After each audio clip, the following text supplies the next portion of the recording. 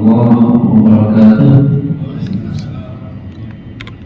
Alhamdulillahirabbil alamin wa bihi nasta'in ala umuri dunya waddin. Asyhadu an la ilaha illallah wahdahu la syarika lah wa asyhadu anna Muhammadan abduhu wa rasuluh. Allahumma shalli wa sallim wa barik ala rasulina al-karim wa ala alihi wa ashabihi ajma'in. Amma ba'd. Hadirin jamaah subuh yang sama-sama mengharapkan Allah Subhanahu wa taala. Alhamdulillah kita bersyukur atas nikmat dan karunia yang telah Allah anugerahkan kepada kita. Kita dalam keadaan sehat walafiat dan kita berada di sebuah majelis yang namanya Thalabul Ilmi. Hadirin jemaah yang berbahagia, saat ini musim hujan basah dingin. Di zaman Rasulullah SAW, di mana faktor cuaca itu juga mempengaruhi jadwal sholat dan cara muadzin memandangkan azan.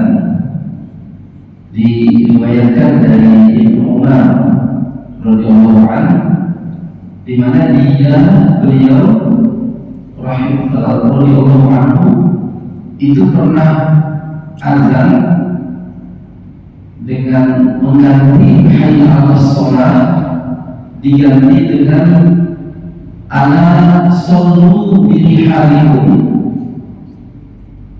ala sallu birihalikum. Dan beliau berkata, dulu ketika hujan lebat disertai angin dingin, Rasulullah menyuruh muadzin memandangkan itu. Artinya sholatlah di tempat kalian masing-masing. Jadi tidak disuruh sholat di masjid. Itu suasana hujan dingin.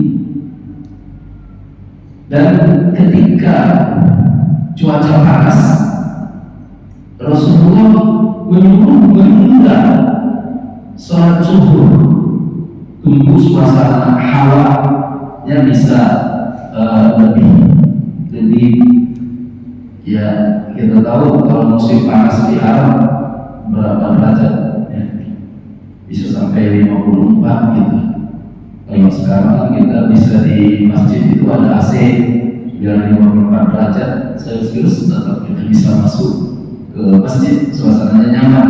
Kalau di zaman dulu nggak ada AC ya, anginnya pun angin panas. Nah, jadi faktor cuaca itu mempengaruhi jadwal sholat. Betapa Rasulullah SAW sangat sayang, sangat cinta kepada umatnya sehingga tidak memberatkan dalam hal melaksanakan ibadah. Nah, hadirin jemaah yang berbahagia, pada subuh ini saya akan menyampaikan beberapa hal tentang cuaca hujan, cuaca dingin yang mempengaruhi tubuh kita. Maka yang mempengaruhi tubuh kita secara kedokteran tidur, yang pertama adalah cuaca. Jadi cuaca dianggap sebagai penyebab penyakit, dan penyebab penyakit dari cuaca ini, dari sekitar kita ini, itu panglimanya adalah angin. Kenapa? Karena memang kita hidup di alam dan kita terikat dengan hukum-hukum Allah yang ada di alam. Cara terbaik masuk ke alam adalah menurutinya, mengikutinya, tidak melawan hukum-hukum yang ada di alam. Hukum-hukum yang ada di alam itu yang kita terikat dengan hukum itu, panas, hukum dingin, lembab dan kering. Ini hukum berpasangan namanya. Kita dekat dengan hukum berpasangan di segala segi kehidupan. Ada hidup, ada mati, ada sehat, ada sakit, ada tertawa, ada menangis, ada siang, ada malam, ada dosa, ada pahala. Kalau nanti di akhirat ada surga, ada neraka. Tapi di alam ini kita tidak bisa lepas dari hal ini. Maka saat kita lagi senang, lagi gembira, kita bersyukur. Saat kita lagi terpuruk, lagi banyak masalah, kita bersabar. Lawannya itu, nah, saat kita terpapar dingin, kita perlu penghangatan. Saat kita terpapar panas, kita perlu ada yang mendinginkan. Saat kita dikuasai, diselimuti oleh kelembapan, harus ada yang mengeringkan.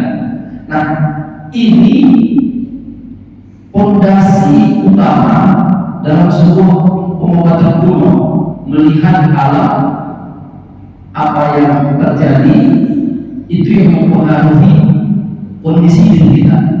Nah, ada itu angin berbahaya. Yang pertama itu angin.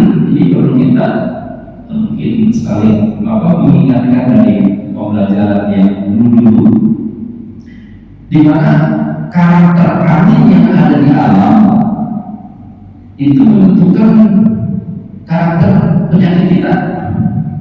Kita sehat ini, nah jadi tiba-tiba sakitnya itu tiba-tiba, nah itu angin. Jadi ketika angin itu kan tiba-tiba datang serem, nah kita tiba-tiba kok saya sakit, tadi pagi saya sehat nih, siang saya sehat, sore kok sakit ini. Nah itu ciri-ciri angin. Maka hal yang paling memastikan kita itu terpapar angin atau tidak, itu dipencet di ujung-ujung jari sini, ditekan-tekan sini. Kalau kita tekan-tekan di sini langsung sakit gitu, itu angin. Dan di jari kelingking kaki, jari manis kaki itu ditekan. Dan itu juga posisinya. Jadi kalau kita bisa melakukan pengobatan sendiri, ketika kita lihat ini tanda-tandanya, ini saya sakit ini karena angin, langsung ditekan. Anak-anak ya sekarang ini di samping hujan basah juga angin, itu ditekan. Kalau nanti di jari kelingking sama jari manis kaki itu kalau ditekan sakit sekali, sakit tuh enggak keturunan gitu. Tapi nanti setelah itu ringan ya, ringan. Artinya kan tidak perlu minum obat, tidak perlu minum herbal, tidak perlu minum ramuan, ketika tekan.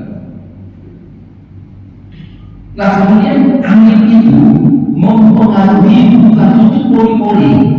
Jadi buka tutup pori-pori itu dipengaruhi oleh angin. Nah ketika angin itu bersamaan dengan dingin, maka pori-pori itu tutup. Pori-pori itu tutup. Penyakit khas angin itu demam. Jadi kalau demam itu khas gangguannya angin. Nah, jadi kalau dia bergabung dengan dingin, pori-pori kita tutup. Maka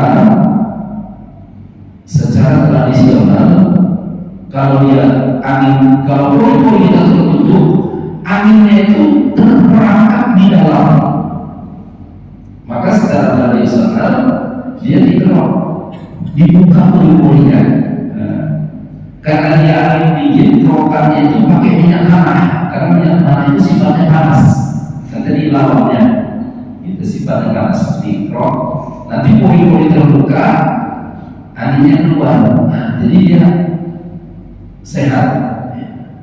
atau dibuat berkeringat, dibuat panas di dalam. Karena panas itu sifatnya membuka pori-pori. Panas itu sifatnya membuka pori-pori. Nah, kasih makan yang sifatnya panas yang membuat berkeringat seperti jahe.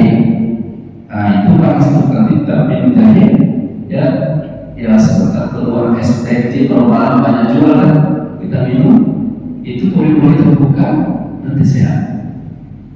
Atau makan bakso ya, makan bakso yang pedas ya, nanti sudah pedas keringat nanti keluar penyakitnya nanti sembuh gitu.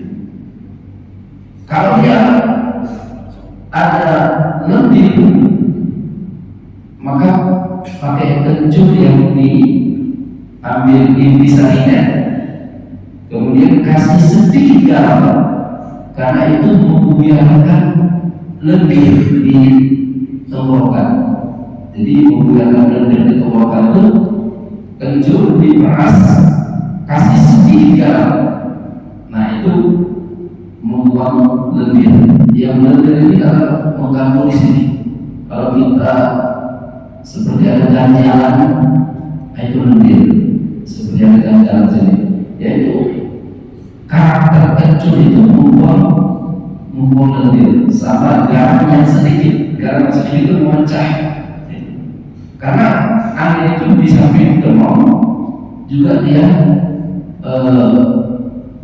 merangsang, kalau dia dingin merangsang cairan lendir keluar dari tubuh kita.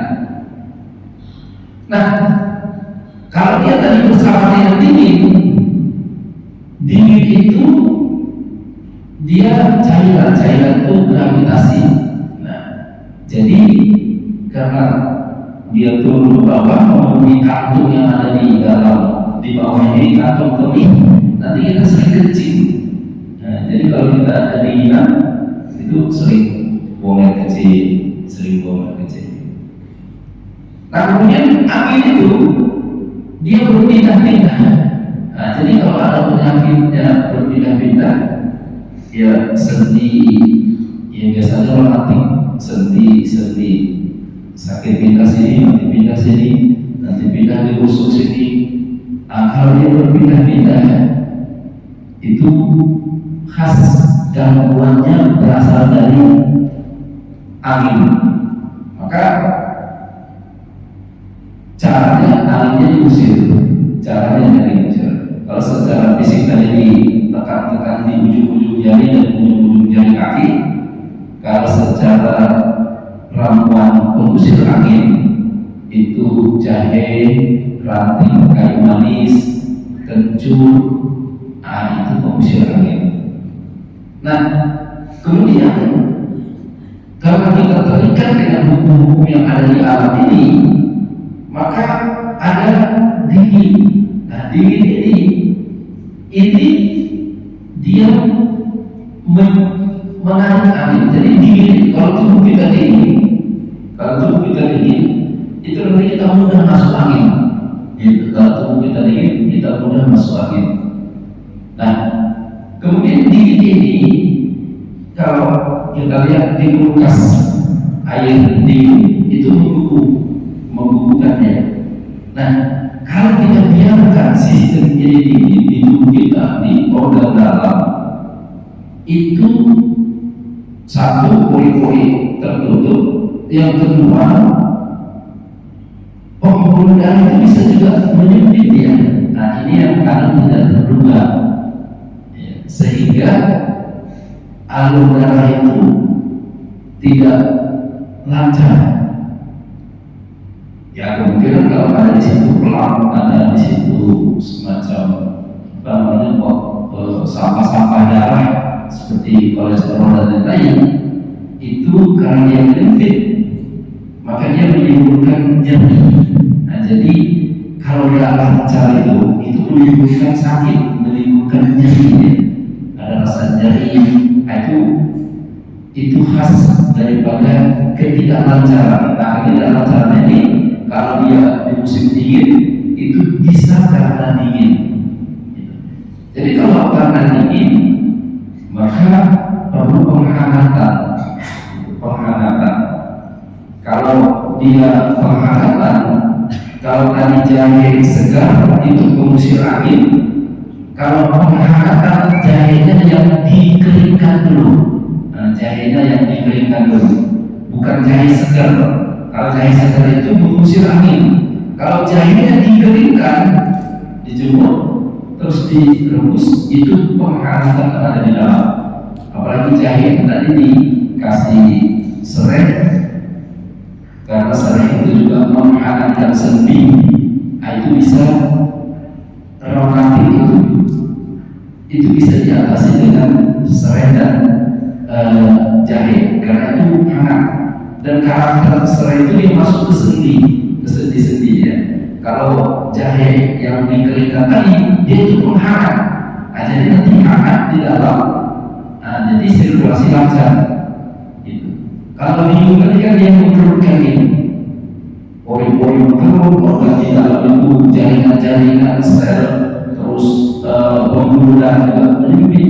Nah ini yang tadi saya bilang tidak diperhitungkan. Nah, maka tubuh kita harus selalu hangat. Tubuh kita harus selalu hangat. Kalau kita salaman, itu tangan kita hangat, itu sirkulasinya di dalam itu lagi enak.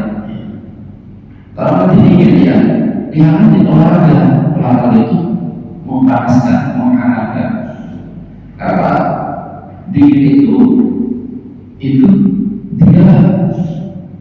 dia membawa sebuah perasaan karena dia tidak nyaman, perasaan tidak nyaman.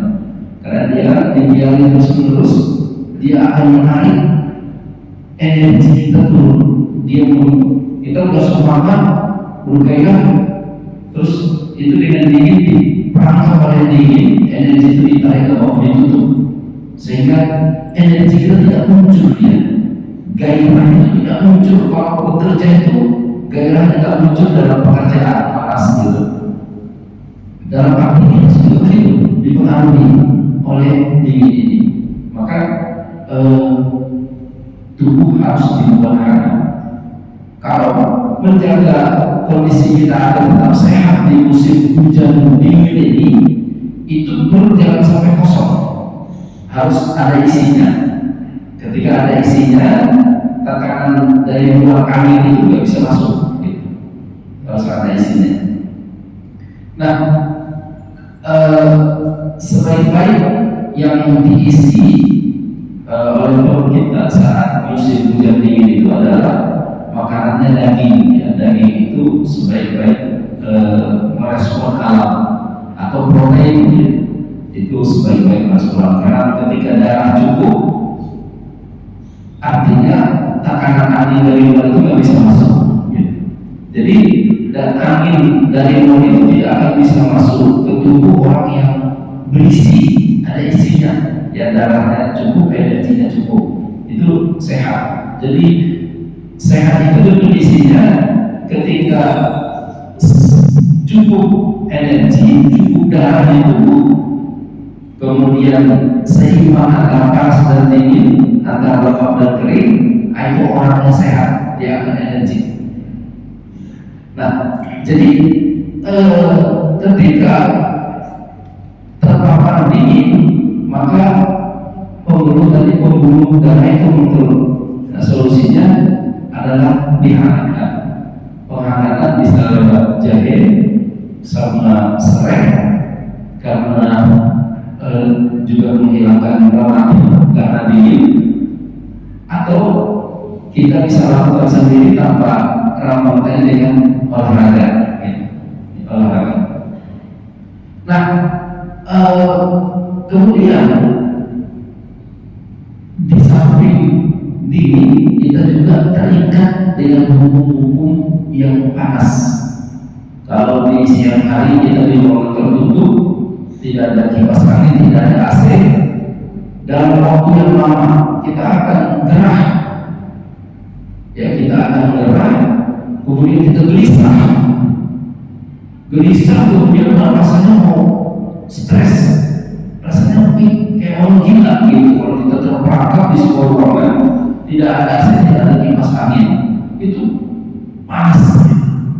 Nah, begitu juga organ kita yang ada di dalam, kalau dia panas, maka lambat laun itu kita bawaannya gelisah dan dia mengeluarkan cairan. Darah itu 55% plasma. Plasma itu cairan. Nah, kalau panas itu plasma akan berkurang, darah akan pekat. Maka ketika darah pekat kita akan gelisah. Gelisah itu sensitif, bawaannya marah aja, itu marah aja, pokoknya sensitif lah. Kalau kamu tahu bagaimana sensitifnya, coba perhatikan istri kita yang lagi datang bulan, itu dia bawaannya gelisah, sensitif, mudah marah, ya karena memang dari darahnya lagi kurang, gitu, darahnya lagi kurang. Ya, solusinya ya kasih makan protein yang banyak, kasih makan daging. Nanti darahnya cukup, walaupun dia datang bulan dia tetap stabil, tetap tenang ya.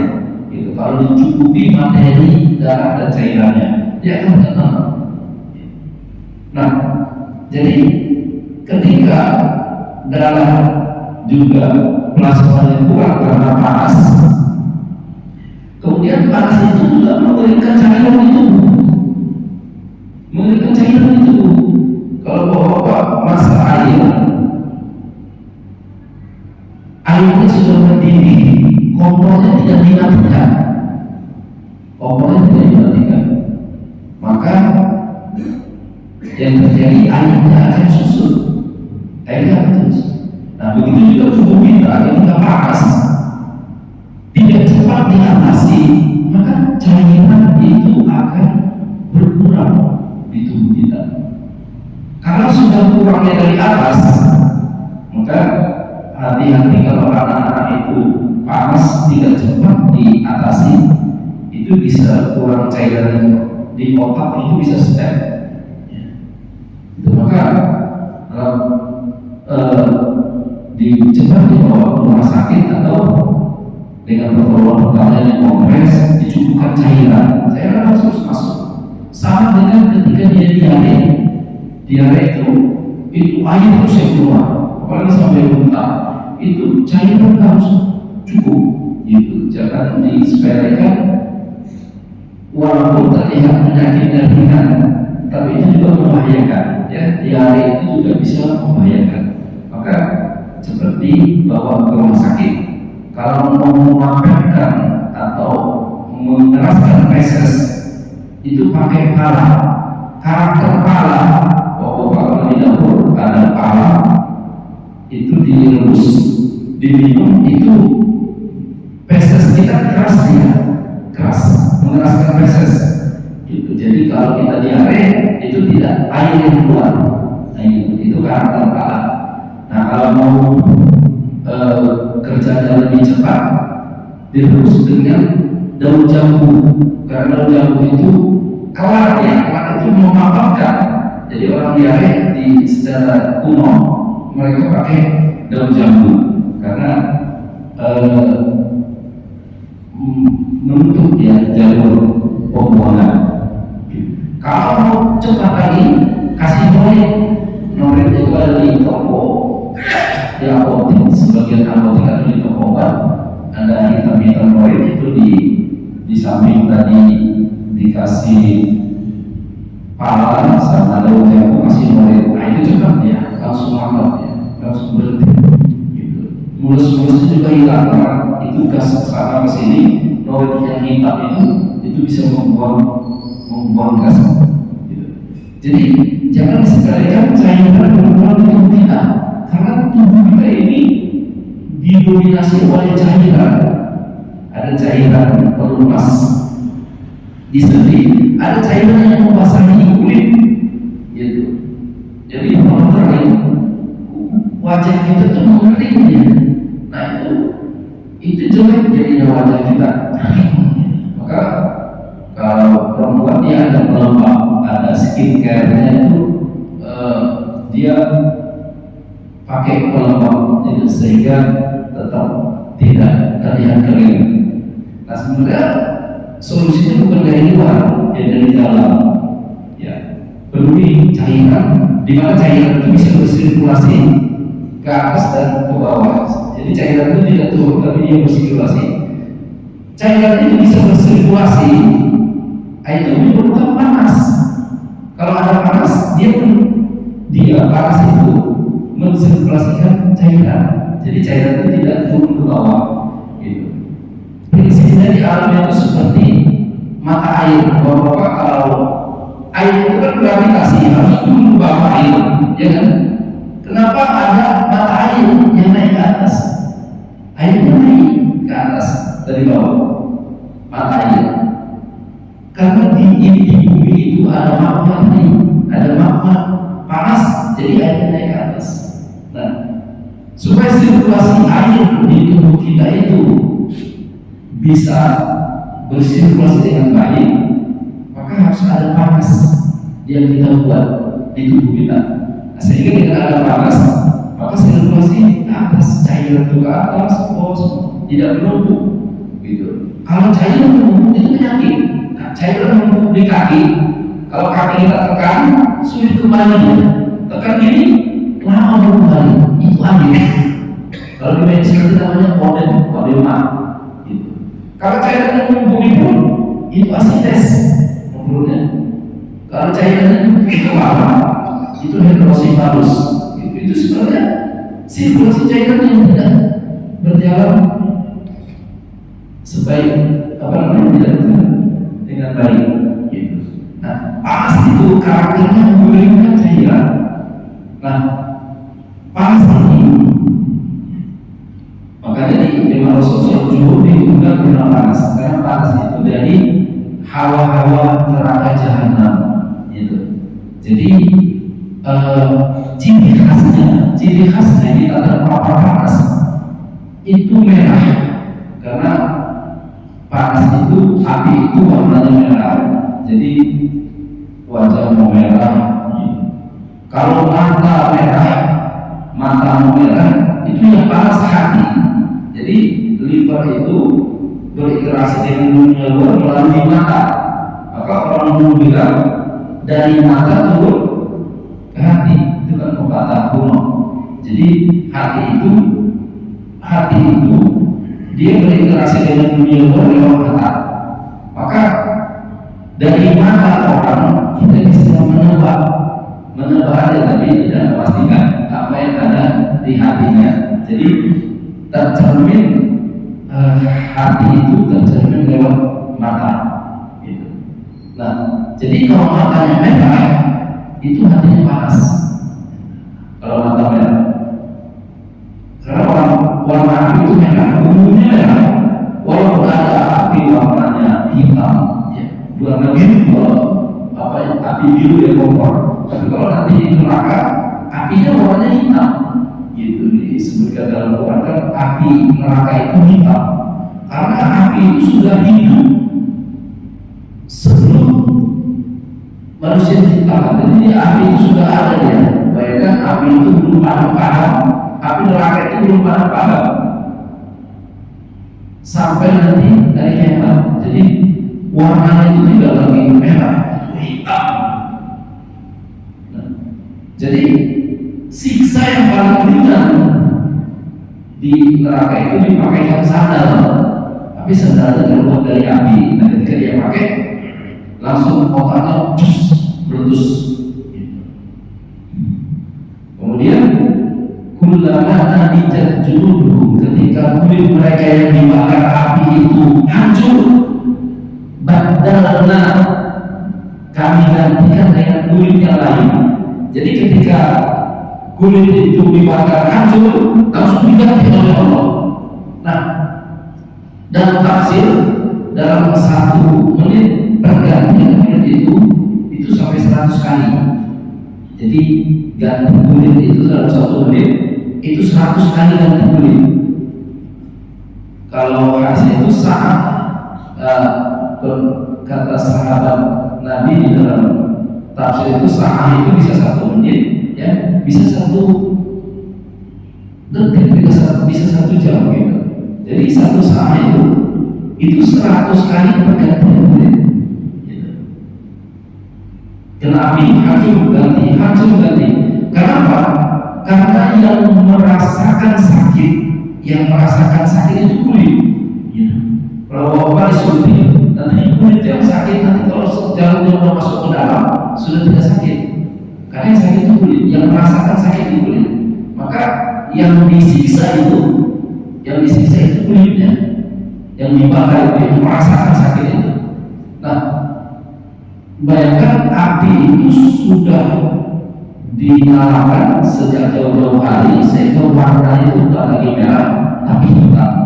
Maka dalam riwayat lain ya 69 kali api dunia, begitulah panasnya api neraka.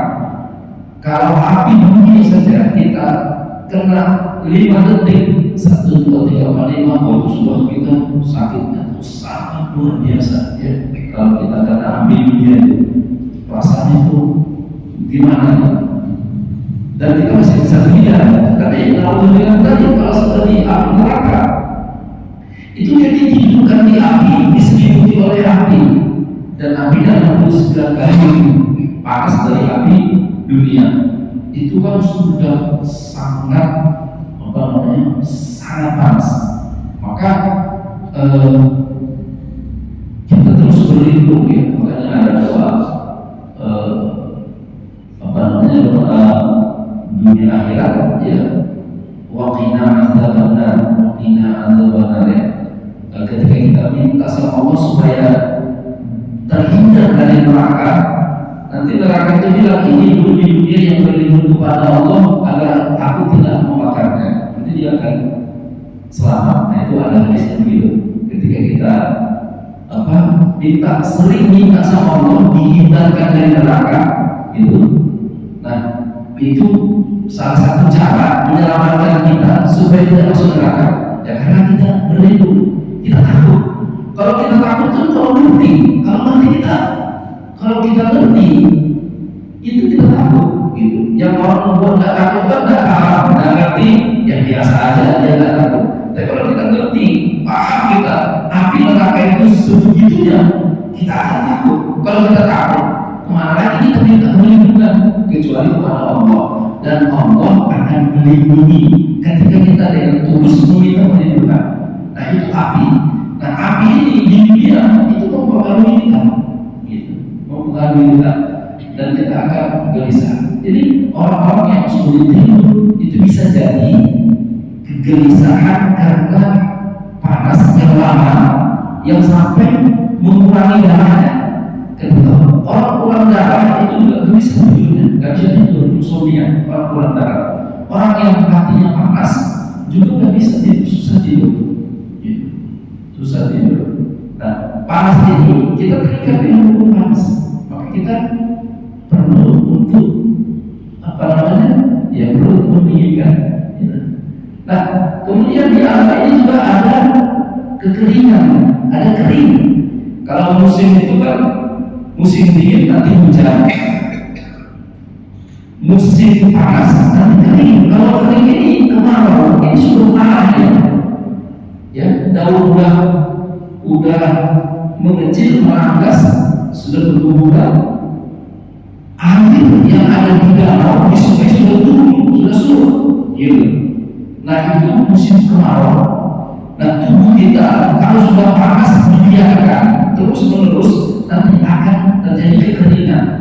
Nah, kalau kekeringan ini sendi sudah kering, cairan di tubuh kering, cairan kalau sudah di lambung kering itu nanti sudah ada luka lambung, karena lambung kan butuh air untuk melepas makanan ini.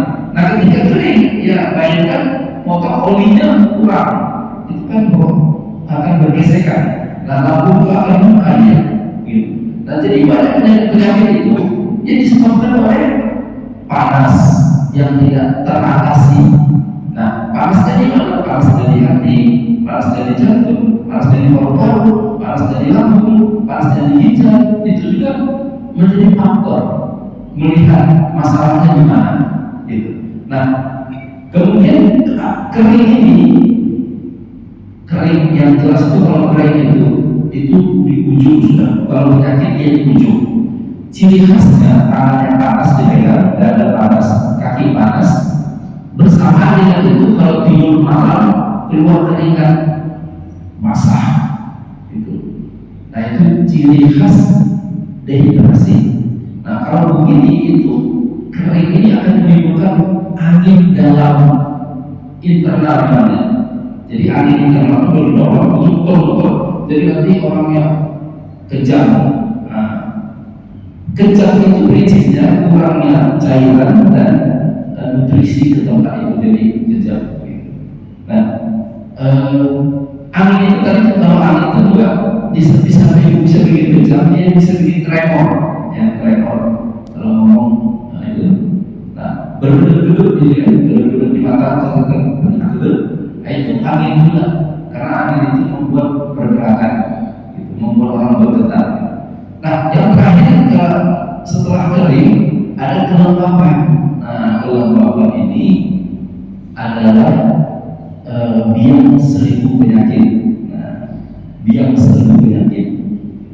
Karena lembab itu membuat kerja organ itu sulit. Bapak-bapak kalau jalan di tanah kering ini enak jalannya, ada hambatan.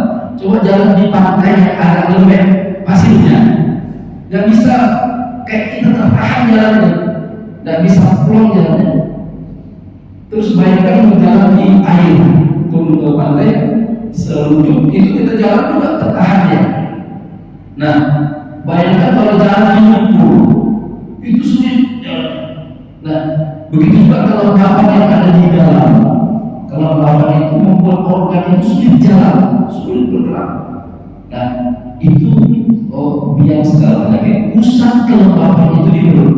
Maka ketika orang sudah meninggal dunia, yang pertama kali meletus itu perutnya. Itu bukan bau, makanya di tanam, ya, di tanam agak dalam. Jadi perut ini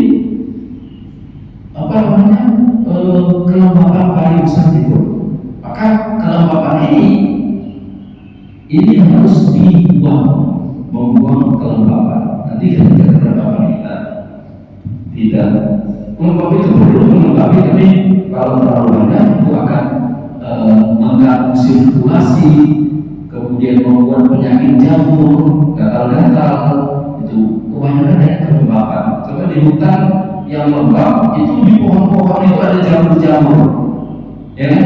Nah di tubuh itu juga kalau lembab gatal, terutama kalau kelembapan itu gatalnya di paha dalam, dari paha sini, sekitar ada kelamin.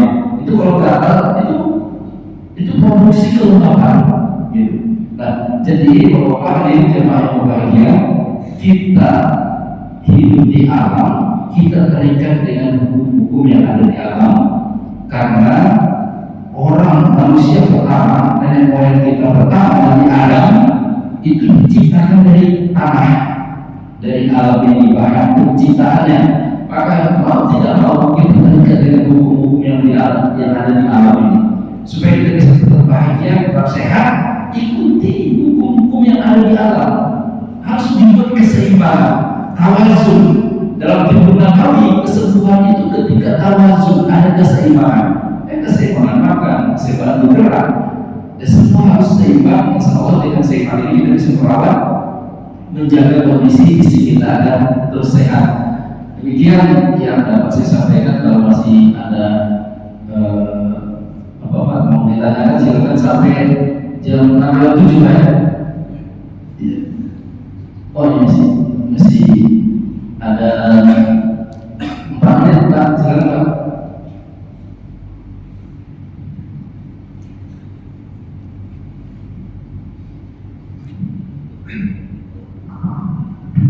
Bismillahirrahmanirrahim. Assalamualaikum warahmatullahi wabarakatuh. Saat beliau bertanya saya ini, waktu saya masih anak-anak, ada istilah perjuangan hidup, pegangan hidup, pandangan hidup, Perjuangan hidup. pandangan hidup. Dari waktu kecil namanya pandangan hidup. Ya. Yang kedua pegangan hidup, kemudian yang ketiga Perjuangan hidup. Mungkin saya tidak paham pertanyaan saya. Saya menduga-duga di arahnya itu, saya mikir begitu. Apakah ini kita ini sudah tua karena hadir dengan tidak ini cuma kita hadir ini sudah boleh dikatakan mungkin perjuangan hidup ya. Perjuangan Yang pertanyaan saya ini apakah ini termasuk penyakit dan kira-kira apa ada solusi supaya tetap stabil stabil perjuangan. Waalaikumsalam. Ya, Pak ya Pak. Jadi memang kalau sudah berumur di atas 45 tahun, ya itu kalau dia harus ada perjuangan supaya dia hidup. Nah, jadi sebenarnya hidup itu kan ada panas, Pak. Ada panas. Panas itu gairah. Api itu kan menjilat sana, menjilat sini, bergairah, bergelora itu bergairah itu api. Jadi kalau dia apinya dihembus itu ada gairah, ada panasnya. Nah, di alam ini itu magma itu yang panas sekali, gas yang dia harus keluar, dan keluar itu Allah buat dalam bumi berapi. Cus gitu. Nah, orang yang magmanya lemah, gairahnya kurang. Jadi kalau istrinya mau menghidupkan harus pakai perjuangan nanti baru hidup ya. Nah, maka itu kasih ramuan yang sifatnya panas, dia ke arah tinggal, ke arah bawah, karena organ bawah itu harus panas dia. Nah, organ dipanaskan yang bekerja di organ bawah itu kalau secara tradisional itu adanya lampu, ada muja-muju. Ya ini tidak populer ini ramuannya, makanya dia jarang kita dengar ya. Kalau di ramuan dapur itu sifatnya sering panasnya itu ke arah atas. Jadi kalau panasnya ke arah bawah itu gairahnya, itu gairah. Cuma kalau gairahnya kalau dia tidak keras, ya itu jadi masalah juga kan. Nah, dia juga harus keras, ya ramuan pengeras juga masuk. Ya kalau keras kemudian sebentar aja sudah cepat selesai, itu kan tidak tidak sehat juga. Maka dia harus ada ramuan penahan. Ya kalau penahan itu, kalau yang asam itu penahan ya, kalau kecut itu penahan. Nah, jadi maka orang dulu itu ramuannya itu ada yang menghangatkan, memanaskan bawah, tapi juga ada yang mengejutkan, ramuan yang asam masuk. Kemudian ada ramuan yang mengeluarkan. Jadi kalau tegang itu energi, dia energi kerasnya. Kalau energi, karena dorongan darah ke organ manapun itu akan membuat keras. Ketika tekanan itu keras, maka dia tekanan itu kuat, maka di ujung itu yang kotor itu mengeras dia. Nah, cuma masalahnya jangan salah mengambil ramuannya. Kalau pakai yang sistem cepat itu merusak jantung dia, rusak jantung. Baik pompa itu keras itu merusak jantung. Maka solusi yang paling aman itu satu, olahraga, kemudian makan daging. Olahraga, makan daging, situ ada panas, situ ada nutrisi, kemudian olahraga itu menghangatkan ya. Kalau sehat, semua sehat, ya tidak perlu pakai perjuangan, itu sudah hidup. Kalau sehat seluruhnya, gitu. Maka kita buat dari kita bagaimana seluruhnya sehat. Maka tidak perlu berjuang supaya dia hidup. Mungkin demikian Pak. Ya, yang lain kan tidak ngerti yang anak-anak kita bahas lagi.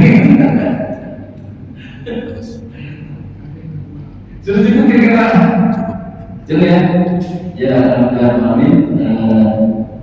Kita akhiri dengan istighfar dan kafaratul majlis. Astagfirullahaladzim, astagfirullahaladzim, astagfirullahaladzim.